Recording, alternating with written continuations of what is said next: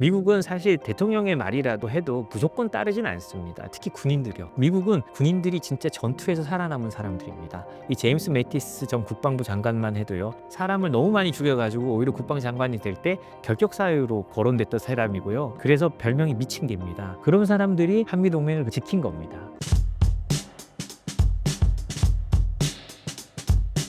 주한미군 철수 못하는 이유가 있다면 무엇인가요? 제가 미국에 특파원 생활할 때 존 볼턴 전 백악관 국가안보보좌관을 인터뷰한 적이 있었습니다. 그때 볼턴 보좌관이 저한테 한 말이 아직도 기억이 나는데요. "난 정말 트럼프를 모르겠다. 트럼프는 예측 불가능하다는 말을 그 한 30분간 인터뷰하는데 10번쯤 했습니다. 그래서 제가 그 기사를 쓰면서 트럼프는 예측 불가능하다는 말을 너무 많이 했다라는 걸 거의 리드로, 그러니까 맨 위에 올려서 썼는데요. 그때 볼턴이 저한테 한 말이, 그때 뭐 트럼프 재선을 앞두고 있는데 옥토버 서프라이즈라고 합니다. 선거 전 한두 달 전에 대통령이 판을 흔들기 위해서 큰 공약을 발표할 때가 있는데요. 볼턴이 말한 건 그때 트럼프가 주한미군 철수를 발표할 수도 있다. 그러니까 주의해라 라고 했습니다. 그만큼 트럼프 대통령의 그 생각에는요, 주한미군이 꼭 있어야 하나라는 생각을 하고 있는 사람입니다. 물론 뭐 전략적으로 필요하다는 건 있겠지만 돈도 안 내는데 거기 둬야 돼? 이런 생각이 뿌리 깊은 사람이거든요. 그래서 철수 가능성이 뭐 없다고 할 수는 없습니다. 그렇지만 저는 상당히 낮다고 생각합니다. 왜냐? 아무리 트럼프 대통령이라도 공화당이나 민주당이나 모두 반대하는 일을 강행하기는 쉽지는 않거든요. 예를 들자면 트럼프 대통령이 하도 주한미군 철수를 주장하고요. 그다음에 마크 에스퍼 전 국방부 장관의 회고록을 보면 트럼프 대통령이 "한국인은 정말 짜증나고 징그럽다." 이런 식으로 말을 했다고 해요. 그런데도 못 뺀 이유는요. 그렇게 짜증 내면서도 철수시키라는 얘기를 안 한 거는요. 의회와 한미 동맹파들이 굳건하게 지켜줬기 때문입니다. 의회는 당시에 트럼프 대통령이 계속 그러니까요. 주한미군 숫자를 28,500명, 지금 주둔하고 있는 숫자인데요.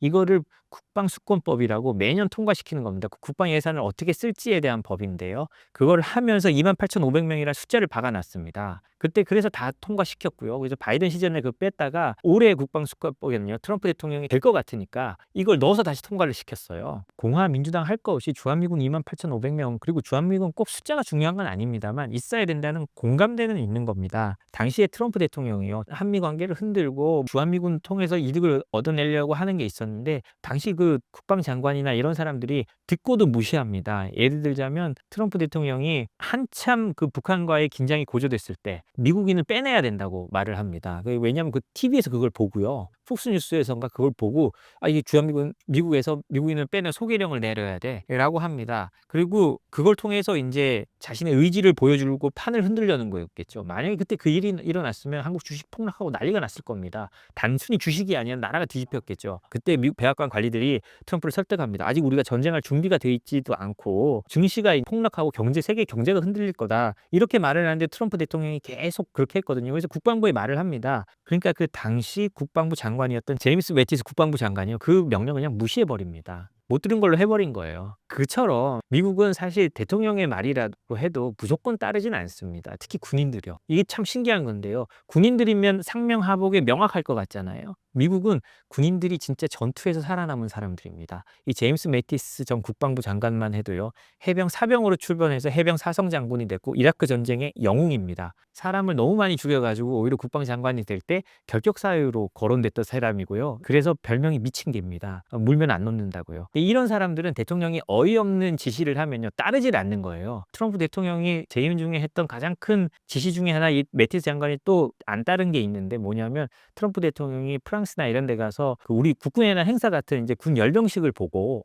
우리도 이거 하자, 우리 최강의 군대인데 하자 그랬는데 국방부에서 거부를 합니다. 안 해요, 끝까지. "우리는 그런 거 한 적이 없고 우리 군인들 피곤하다, 이런 걸로 동원하지 마라." 이런 식으로 해서, 그래서 뭘 하느냐, 워싱턴 곳곳에 최신 무기를 세워놓고 전시회 같은 걸 합니다. 그럴 정도로 미국 군인들은 대통령의 말이라고 해서, 물론 대통령이 합의된 작전이고 대통령이 뭐 전쟁을 하라, 뭘 공격하라면 당연히 해야 되죠. 그런데 그런 게 아니라면 미국 군인들은 또 자신만의 자존심이 있어서 또 그렇게 시킨 대로 안 하고, 또 그런 사람들이 한미동맹을 그때 지킨 겁니다. 그리고요, 한미동맹이 깨지기 어려운 건요, 트럼프 대통령 한 사람으로 깨지기 어려운 거는요, 이런 군사적 혈맹으로 묶여 있는 것도 있고요. 그다음에 경제적으로 당연히 묶여 있는 것도 있지 않습니까? FTA. 그리고 많이 사람들이 감안 아는 것이, 우리가 문화적으로 생각보다 그 어떤 동양의 나라보다도 묶여 있습니다. 이게 단순히 문화라는 게 사실 종교로 묶여 있는 건데요. 한국의 개신교는 미국에서 온 겁니다. 미국의 장로교와 감리교, 트럼프가 와서 한국에서 꽃을 피운 거잖아요. 그래서 이 종교적 타의가 생각보다 너무너무 강합니다. 제가 CSIS 존 햄리 회장이죠. 이분과 인터뷰를 할 때 이 회장님이 말씀하신 건데 뭐 이거는 뭐 신문 기사에 쓰기는 그래서 쓸 수 없었지만 이분이 말씀하신 건 한국하고 미국은 교회로 엮여져 있기 때문에 쉽게 뗄래야 뗄 수 없다는 얘기를 만날 때마다 합니다. 그리고 실제로 트럼프 대통령 취임식에 초대받았다. 트럼프 대통령을 1기 때부터 시작해서 지금까지 만났다라는 분들은 거의 교회 네트워크를 통해서 갑니다. 그리고 트럼프 주니어가 작년에 한국에 2번 왔는데요. 이것도 교회 네트워크를 통해서 왔습니다. 그렇기 때문에 이 종교적 네트워크가 생각보다 굉장히 강하거든요. 그렇기 때문에 트럼프 대통령이 한미동맹을 쉽게 깰 수가 없는 게 트럼프 대통령의 지지 기반들이 한미동맹을 지지합니다. 그래서 이건 트럼프 대통령이 쉽게 흔들 수 없다라고 저는 생각을 합니다. 주한미군이 가지는 안보적인 의의는 무엇일까요? 서울에서 베이징까지가 약 950km 정도 되거든요. 근데 미국 사람들은 좀 우리랑 거리 의식이 좀 다릅니다. 미국에서 950km면 옆집은 아니지만 근처거든요. 근데 베이징까지 비행기로 나르면 1시간 만이면 날아갑니다. 우리는 그러니까 세계 최도의 미군 기지가 평택 미군 기지거든요. 이 평택 미군 기지를 생각해보면 오산에도 공군 기지가 있고 군산에도 있고 하지만 날아가면 1시간 만에 베이징까지 날아갈 수 있는 기지를 미국이 한반도에 보유하고 있는 겁니다. 그리고요, 우리가 잘 생각을 해봐야 되는데 우리가 당진이라고 우리 평택 미군 기지 바로 아래가 당진이거든요.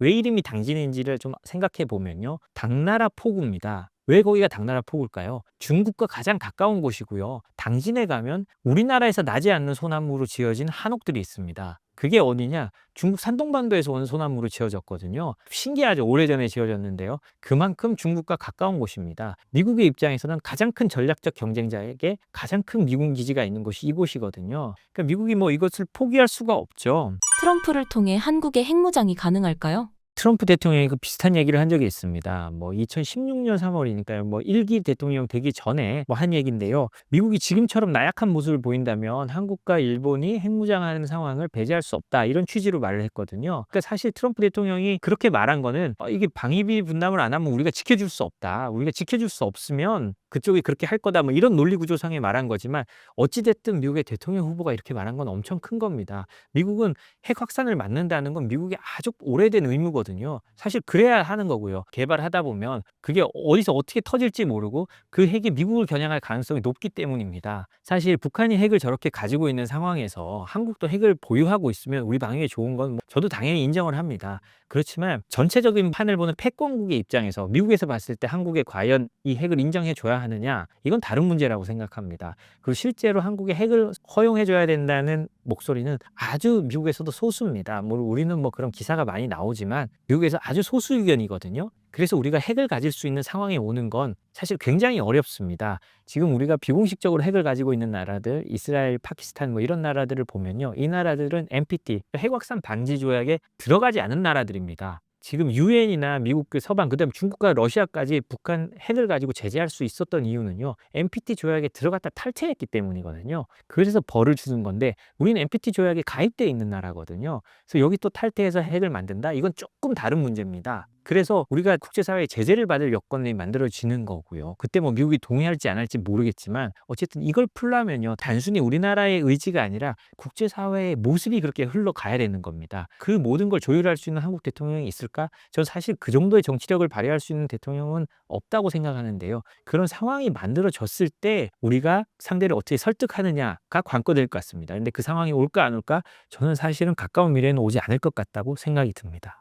미중 갈등 속에 한국의 역할은 무엇이고 어떻게 행동해야 하나요? 한미동맹이 오래됐기 때문에 동맹이면 당연하다라고 생각을 할 수 있는데요. 동맹의 가치는 돈으로 따질 수가 없습니다. 예를 들자면요. 퓨 리서치가 지난해 6월 전 세계에 조사한 거를 보면요. 미국의 호감도가 높은 나라들을 따져보니까요. 보통 우리나라가 여기서 거의 1등이나 뭐 몇 등 안에 들었거든요. 지금 폴란드가 1등으로 호감도가 93%입니다. 왜냐? 바로 옆에 우크라이나에서 전쟁을 하고 있으니까요. 그 실존적 위협 앞에서 미국이 얼마나 필요한지를 보여주는 건데요. 그 다음이 어디냐? 이스라엘입니다. 87%. 왜냐? 전쟁하고 있잖아요. 그리고 그 다음이 한국입니다. 79%. 왜냐? 북한이 있으니까요. 국민들이 피부로 알고 말하지 않아도 아는 겁니다. 호감도가 낮은 나라들 보면 전쟁하기 그냥 쉽지 않은 나라들입니다. 유럽의 이런 나라들, 그다음에 뭐 미국의 핵심 동맹이라고 할 수 있는 영국도 한 59%밖에 안 돼. 그러니까 우리가 특별히 미국을 좋아하는 나라입니다. 일본은 전통적으로 우리보다 낫습니다. 외교관들이 하는 말 중에 하나가 미국에 대한 협상력이 가장 떨어지는 이유는 우리 국민들이 미국을 너무 좋아하기 때문에 협상력이 떨어진다라고 뭐 말씀하시는 분들이 있습니다. 냉정하게 판단하면 좀 그렇습니다. 왜냐하면 미국 말 한마디에 한국 여론이 막 움직이니까요. 과거에는요, 미국의 동아태 차관보, 그러니까 차관단입니다. 차관보가 와도 한국 대통령이 만나줬어요. 격이 다르지만 이렇게 만나줄 정도로 그렇게 대접을 해주거든요. 뭐 다른 나라도 사실은 마찬가지입니다. 그렇기 때문에 동맹의 가치는요, 이런 통계가 적나라하게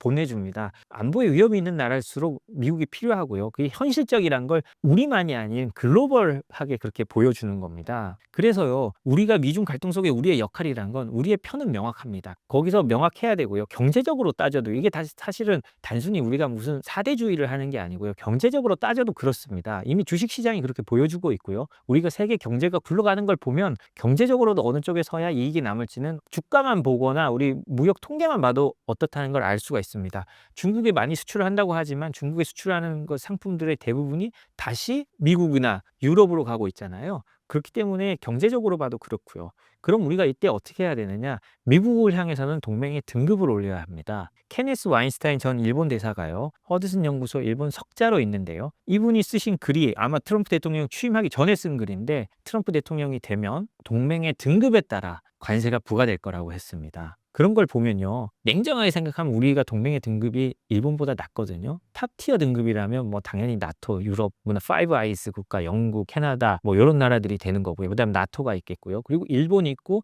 그리고 그 밑에쯤 우리나라가 있다고 봐야 됩니다. 그러면 우리가 이때 동맹의 등급을 올릴 수 있도록 노력을 해야 됩니다. 예를 들자면요, 우리나라는 아직 핵전쟁이 나면요, 우리는 뭐 늘 핵의 위협을 이고 살지만 핵전쟁에 나면 위성통신을 한 장비를 미국에서 아직 우리나라에 팔지를 않고 있다고 합니다. 왜냐? 그게 일본까지만 판다고 해요. 그래서 우리가 이런 등급을 올려서 잘 해나가야 되는 겁니다. 그러면서 우리의 이득을 챙겨야 되는 거고요. 미국을 향해서는 그런 동맹의 등급을 올리기 위해서 열심히 해야 되고요. 중국을 향해서도 말은 좀 반복되지만요, 이쪽 진영에서 가장 말 잘 통하는 상대가 될 필요가 있습니다. 왜냐하면 우리가 현실적으로 중국이라는 시장도 필요하고, 가장 중요한 게 안보적으로 보면 북한이라는 게 있기 때문에 북한을 제어할 중국이라는 키를 우리가 놓칠 수가 없잖아요. 참 어려운 얘기입니다. 이렇게 말로 하면 쉽지만 참 어려운 얘기인데요. 그렇지만 또 다시 한번 말하자면 우리가 미국 편에 있을 때 중국에 있어서도 우리가 전략적 가치가 있는 겁니다.